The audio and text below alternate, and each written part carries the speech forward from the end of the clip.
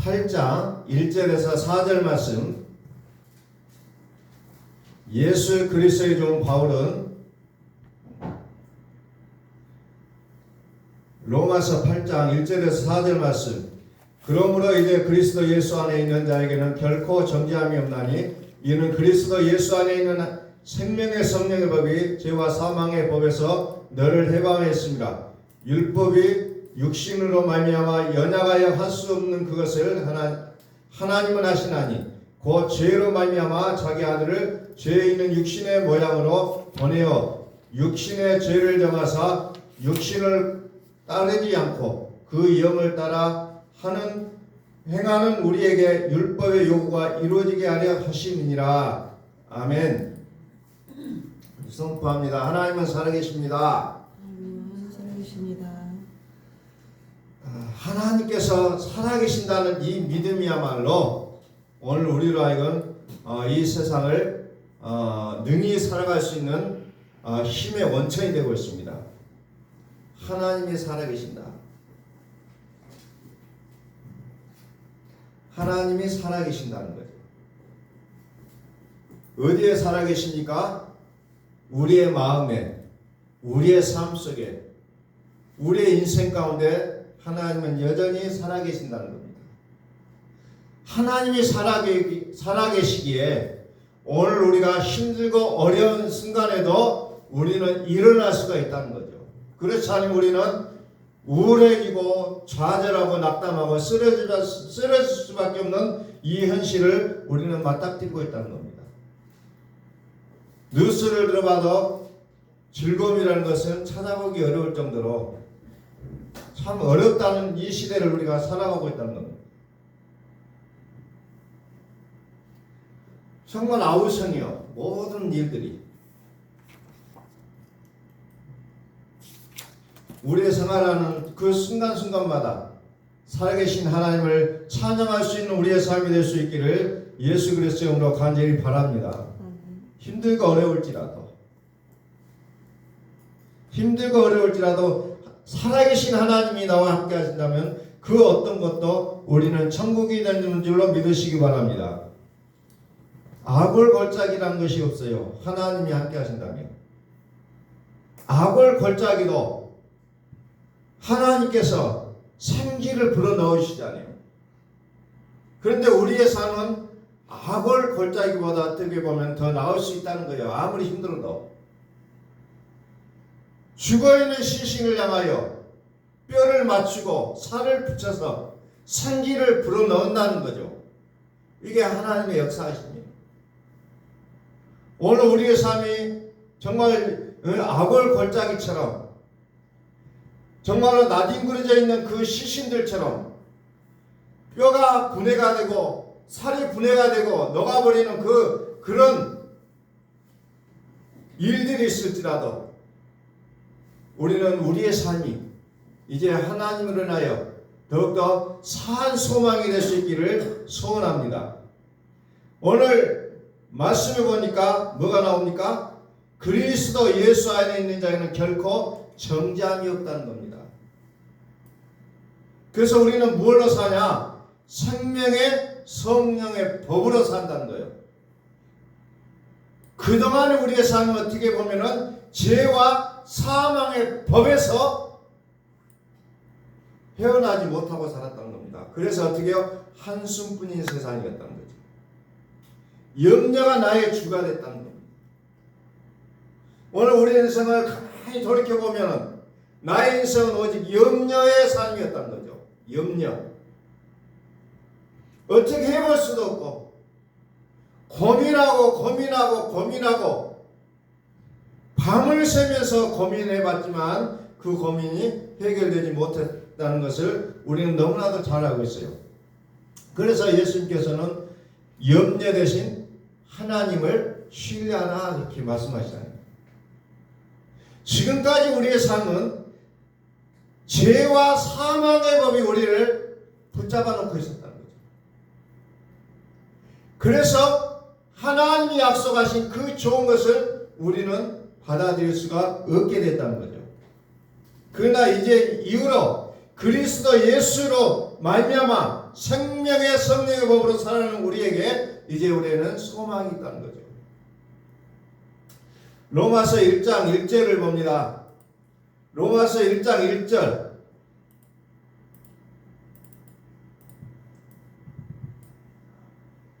예수 그리스도의 종 바울은 사도로 부르심 받아 하나님의 복음을 위하여 택정함을 입었으니, 바울은 하나님의 복음을 위하여 택정함을 입었다라고 고백하잖아요. 그런데 이 복음이라는 것이 뭐냐? 우리는 말하면 사람마다 듣고 해석하는 것이 다 달라요. 근데 사도 바울이 말하는 이 복음이 뭐냐? 하나님이 선지자들을 통하여 그들의 아들에 관하여 성경에 미리 약속한 것이다, 이렇게 얘기합니다. 복음이 뭐냐? 하나님이 선지자들을 통하여 그의 아들에 관하여 성경에 미리 약속한 것이 복음이라는 겁니다. 그 아들에 관하여. 그 아들이 뭐냐? 3절을 보니까 육신으로는 다윗의 혈통에서 나셨고 성결의 영으로는 죽은 자들 가운데서 부활하사 능력으로 하나님의 아들로 선포되셨으니 곧 우리 주 예수 그리스도시라. 그래서 복음은 그의 아들인데, 그의 아들은 누구냐? 육신으로는 다윗의 혈통에서 나셨고 성결의 영으로는 죽은 자들 가운데서 부활하셨다는 거죠. 죽은 자 가운데서 부활하셨기 때문에 그가 하나님의 아들이 됐다는 거예요. 그분의 이름이 뭐냐? 우리 주 예수 그리스도라, 이렇게 설명하고 있다는 겁니다. 그래서 성경을 읽어보면 이것을 구체적으로 잘 설명이 되어지고 있는데 우리는 조금 중요성을 망각해버리고 지나쳐버렸기 때문에 우리가 구체적으로 아는 것에 대해서 매우 약하다는 겁니다. 이게 복음이라는 거예요. 다른 게 아니에요. 이것을 복음이라고 얘기하는데 다른 것을 복음으로 얘기하면 그것은 가짜라는 겁니다.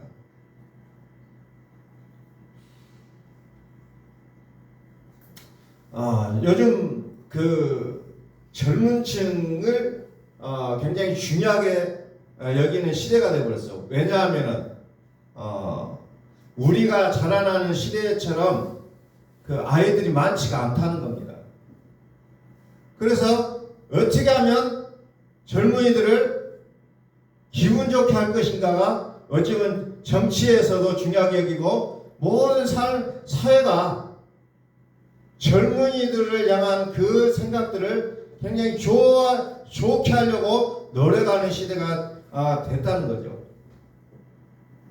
그래서 교회는 어떻게 보면 사실상 젊은이들을 많이 뺏겨버리고 말았어요. 예전처럼 교회 젊은이들이 별로 없어요. 아무리 큰 교회 가도.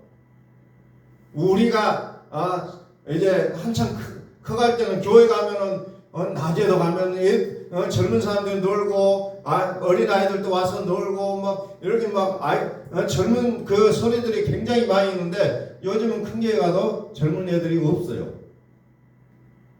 놓쳐버렸다는 겁니다.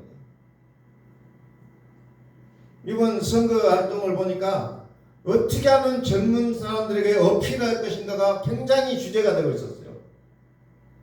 그런데 정작 교회는 이 젊은 층을 다 뺏겨버리고 말았다는 겁니다. 근데 요즘 20대 보면 저도 대화를 하려고 많이 노력해 보면은 참 대화를 못 하겠어요. 너무나 생각이 다르다는 겁니다. 생각이 달라져 버렸어요. 교회에 나와서 이제 20대들이 왜 교회를 다녀야 될지 그런 것도 혼돈이 온다는 겁니다. 왜? 요즘 20대가 생각하는 세상은 너무나도 암울하거든요. 앞으로 내가 무엇을 해야 될지도 몰라요. 세상이 그렇게 만들어져 버렸다는 겁니다. 투표 하나 하는 것마저도 내가 왜 그 투표를 해야 되지? 그런 생각을 가질 수밖에 없는 시대가 되어버렸다는 겁니다. 나하고는 상관이 없다는 거예요. 그것이 나쁘다, 좋다 그런 얘기가 아니에요. 이제 그렇게 젊은 사람들이 살아가기에는 넉넉하지 못한 그런 시대 속에서 살아가는 모습들 보면은 어찌 보면 안타까울 때도 많이 있다는 겁니다. 교회도 이제 그런 부분들을 이제 연구하고 또 대안을 내세워야 될 것인데 그런 부분에 있어서 너무 약해져 버렸다는 거죠.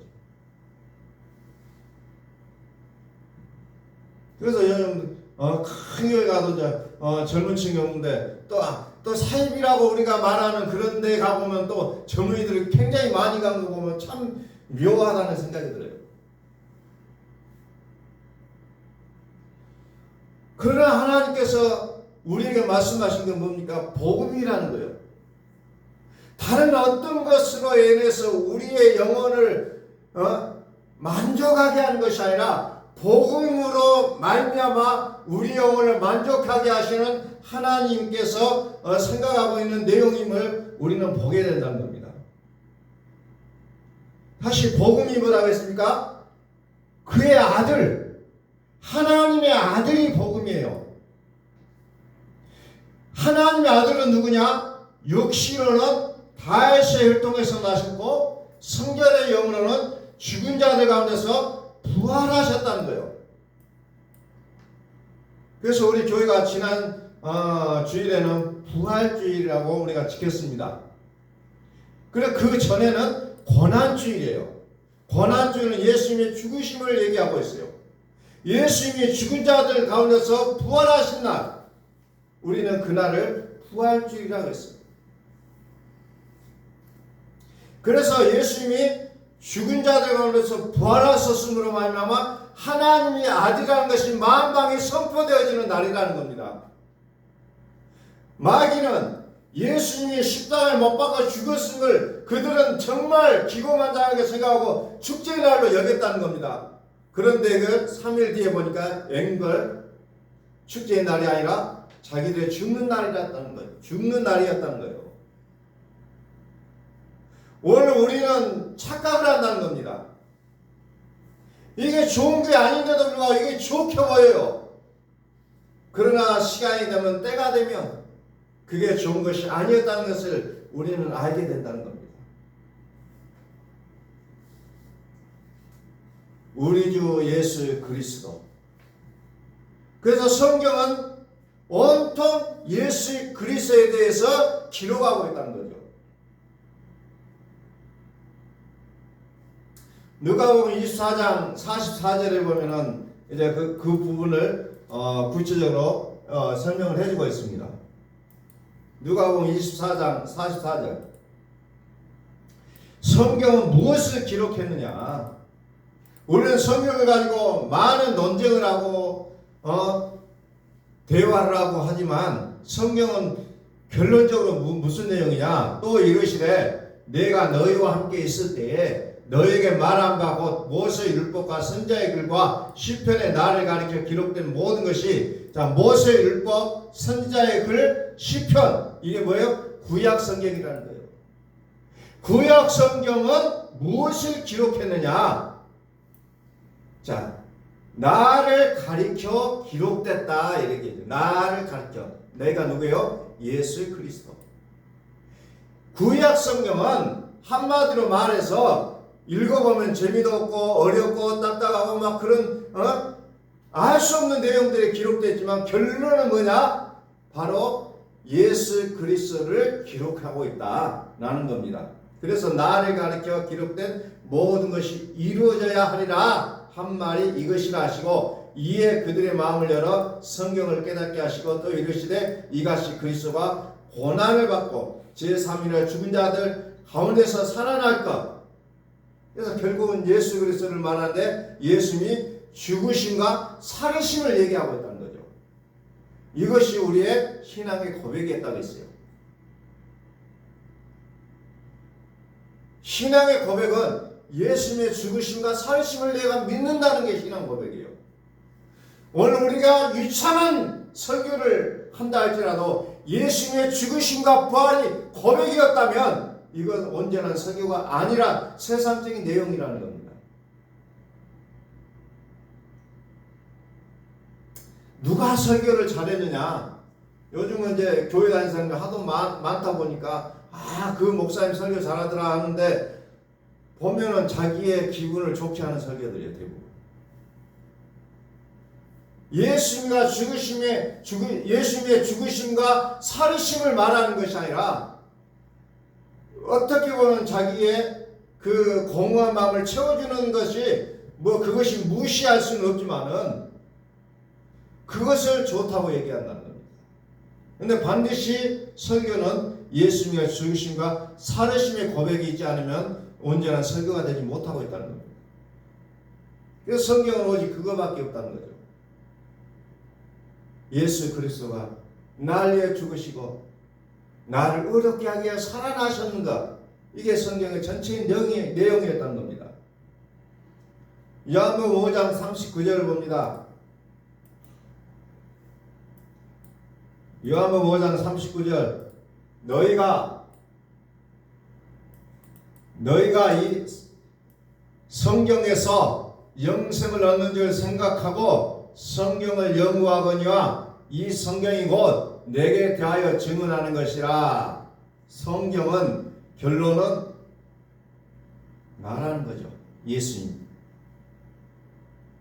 이 성경이, 이 두꺼운 성경에 들려주고자 하는 내용이 뭐냐? 결국은 예수 그리스도, 그의 죽으심과 살으심, 이것을 말씀하고 있다는 겁니다.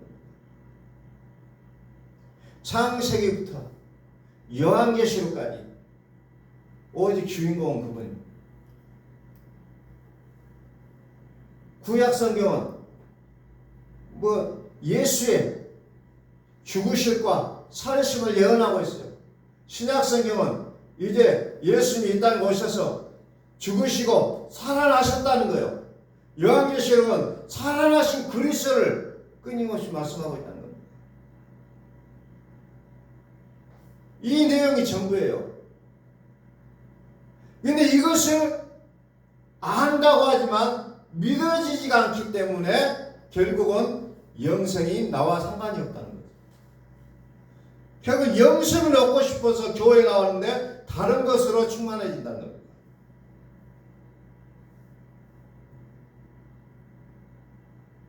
그래서 여러분들이 성경을 보실 때 창세기부터 요한계시록까지 여기 예수 그리스도 이것만 발견하셔도 여러분 성경책은 정말 100점이라는 거죠. 100점. 다른 거 이해가 잘 안 돼도 이 부분을 예수 그리스도의 죽으심을 얘기하고 있구나, 예수 그리스도 살으신 것을 얘기하고 있구나, 이것을 발견하신다는 거예요. 그것이 나의 영혼을 살리는 것, 그것이 영생이라는 것. 영생. 원래 교회를 다니는 궁극의 목적은 영생에 있다는 겁니다. 영생, 다른 말로는 천국, 평강, 이런 얘기들이에요. 근데 이것을 얻고자 해서 교회에 나왔는데 결론은 육의 만족함을 구하고만 살아간다면 이거는 교회를 다니는 진정한 목적이 해결되지 않는 거라는 거죠. 에베소서 5장 2절 말씀 봅니다. 에베소서 5장 2절. 자, 그리스도께서 너희를 사랑하신 것 같이 너희도 사랑 가운데서 행하라. 그는 우리를 위하여 자신을 버리사 향기로운 제물과 희생제물을 하나님께 드리셨느니라. 자, 그리스도는 어떤 분이었느냐? 하나님께 희생제물이 되셨다는 거죠. 나의 범죄함을 내주었다는 겁니다. 나의 범죄함을. 예수님이 십자가에 지신 게 나하고 무슨 상관이 있느냐? 나의 범죄함 때문에 내 주님이 됐다는 거예요. 이것이 믿어져야 예수님의 부활이 믿어진다는 겁니다. 나의 범죄함 때문에 내 주님이 되고 나를 의롭게 하기 위해 살아나셨느니라. 이 믿음이 우리의 믿음이 돼야 된다는 거죠. 자, 다시 정리합니다. 마태복음 1장 21절. 1장 21절 봅니다. 아들을 낳으리니, 성경이 예언했어요. 아들을 낳으리니 뭐라고? 이름을 예수라 하라. 예수의 뜻이 뭐냐? 그가 자기 백성을 그들의 죄에서 구원할 자이시니라. 23절 보라, 처녀가 잉태하여 아들을 낳을 것이요 그의 이름은 임마누엘이라 하니라. 아들을 낳으니 예수라라. 아들을 낳을 것인데 그 이름은 임마누엘이다. 두 가지의 이름을 얘기합니다. 하나는 자기 백성을 저희 죄에서 구원할 자다. 하나는 하나님이 우리가 함께 계신다. 이름을 두 가지를 주는 거예요. 근데 이분이 다른 분이냐? 그렇지 않다는 거예요. 한 분이라는 거예요. 그래서 예수님께서는 사역적으로 볼 때는 두 가지의 이름을 가지고 있다. 사역적으로. 나를 위해서 십자가에 죽으실 때는 예수님의 이름으로 죽으셨고, 이제 나를 의롭게 하게 해서 나와 함께 하시게 하여 살아나신 그분의 이름을 우리는 그리스도라고 부른다는 임마누엘. 하나님 우리와 함께 계신다. 그래서 사역적인 차원에서 두 가지 이름을 다 기억하시라는 거예요. 한 분인데 두 가지 의미를 가지고 있다는 거예요. 한 가지, 예수께서 내 죄 때문에 죽었어. 정말 예수님께서 나에게 은혜가 됐어. 여기에서 끝나지 않고 예수님이 나를 의롭게 하여 살아나셨구나. 그분이 나와 함께 하시게 하여 그리스도라는 이름으로 나와 함께 하시고 계시구나. 여기까지 들어가셔야 된다는 거예요. 그래야 그게 믿음이라는 겁니다. 그 믿음이 되지 않기 때문에 뭐예요? 아이고 나는 죄인이다. 나는 죄인이다. 주여 나는 죄인입니다. 이렇게만 살아간다는 거죠. 내가 죄인이었어요. 그래서 예수님께서 나의 범죄함 때문에 내 주이 됐다. 예수님께서 나를 대신하여 십자가에 죽으셨다. 여기에 머물러 있지 말고 이제 나의 모든 죄 때문에 죽으실 뿐 아니라 다시 살아나셨다는 이 사실까지도 우리의 온전한 믿음으로 받으셔야 하나님 보실 때 100점짜리 믿음이라는 겁니다. 우리의 어떤 행동을 잘해서 100점이 주는 것이 아니라 우리의 믿음의 내용이 확실했을 때에 하나님 우리를 100점이라고 말씀하신다는 겁니다. 그랬을 때 그분이 나를 대신하여 일해 주시겠다는 거예요. 이 믿음을 들어가지 못하면 우리는 만날, 백날, 천날, 만날 교회를 다닌다 할지라도 의미가 없어져 버린다는 겁니다. 그래서 요즘 교회 다니신 분들이 회의를 자꾸 느껴요. 믿음의 내용을 모르니까. 교회를 다니는지 안 다니는지 잘 몰라요. 그냥 열심히 일하면 교회 다니는 것 같고 일을 안 하고 있으면 그냥 뭐 믿음이 없는 것 같은 그런 착각 속으로 들어간다는 겁니다. 믿음의 내용을 반드시 알아야 되는 거예요. 그래서 그 예수님께서 나의 범죄함 때문에 내 주님이 됐을 때는 예수님께서 과거를 기억하지 않겠다는 거예요. 너의 과거는 내가 다시는 기억하지 않겠다. 이미 십자가에서 끝내버렸다.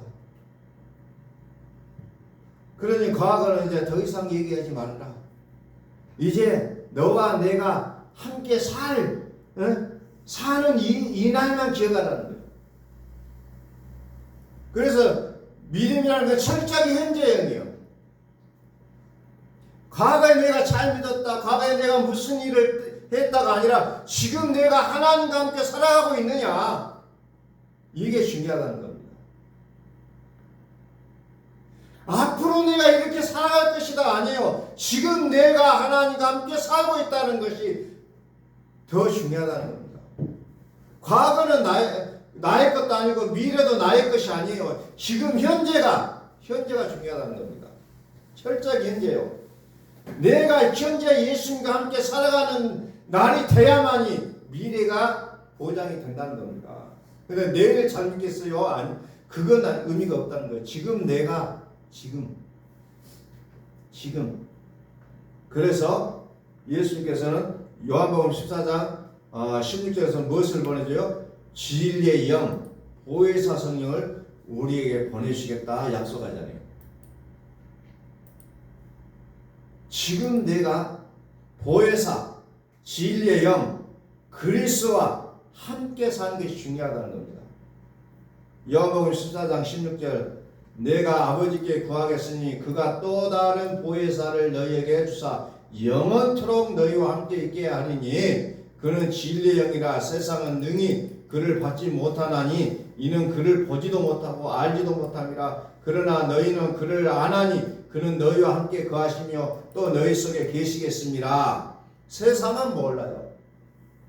육을 가지고는 이것을 이해할 수가 없어요.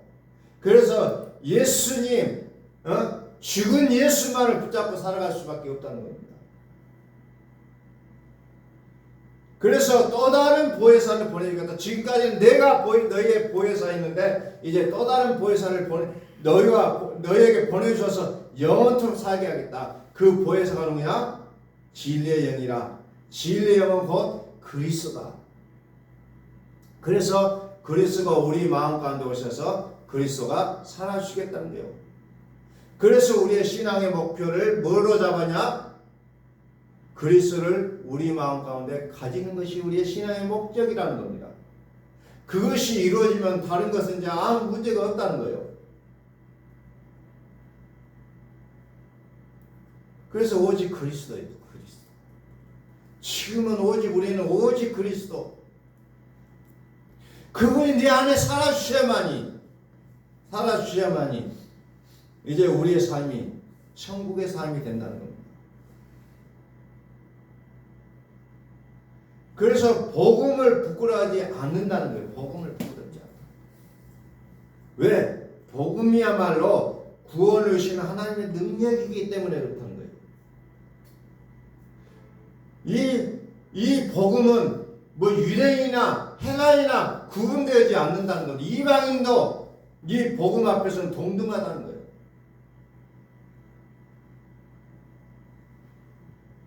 그래서 이제 복음을 가진 교회가 된다는 겁니다. 복음을 가지는 교회가 생명력 있는 교회라는 거예요. 하나님 인정하시는 교회가 될 수가 있다는 거예요. 복음이 없고 사람의 소리만 가득한 교회는 더 이상의 하나님이 함께 하시지 않는 교회의 모습이라는 겁니다. 그래서 우리는 어떻게 하든지 그리스도가 내 마음 가운데 살아주시기를 우리는 간절히 소망하며 사셔야 된다는 거예요. 우리 한번 선포합니다. 하나님은 살아계십니다. 하나님은 살아계십니다. 절대적으로 하나님의 살아계심이 우리의 신앙이 되어야 된다는 겁니다. 그게 무슨 예요? 그리스도가 내 안에 살아계신다는 거예요. 그래서 우리 마음 가운데 살아계신 그리스도가 우리를 대신하여 일해 주시겠다는 겁니다.